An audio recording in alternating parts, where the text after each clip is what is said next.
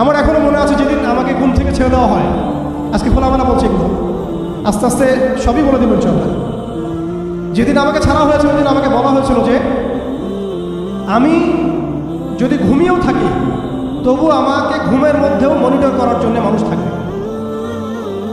রাস্তাঘাটে যাওয়া তো বহুত দূরের কথা, বয়ান দেওয়া তো বহুত দূরের কথা, মাহফিল করা তো বহুত দূরের কথা, দাওয়াতের কাজ করা বহুত দূরের কথা, মিম্বরে দাঁড়ানো বহুত দূরের কথা।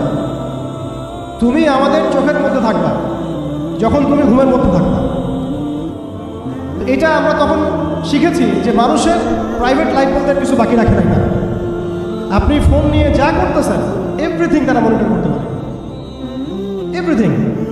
কাকে মেসেজ করতেছেন, অনেক ভাই তখন আমার সাথে দেখা করতে আসলে আমরা ইগনোর করতাম তার ভালোর জন্যই, বিকজ সে বিপদে পড়বে আমার সাথে দেখা করতে আসলে।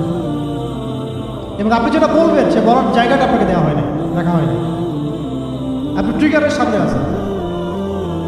তো আল্লাহ পাকে সন্তুষ্টির জন্য কথা শুনেছি, অনেক সহ্য করেছি, মেনে নিয়েছি, গালি মন্দও খেয়েছি। আর এটাকে সুন্দর করে নাটক সাজানো হয়েছিল যে পারিবারিক কলহের কারণে আত্মগোপনে চলে গেছে।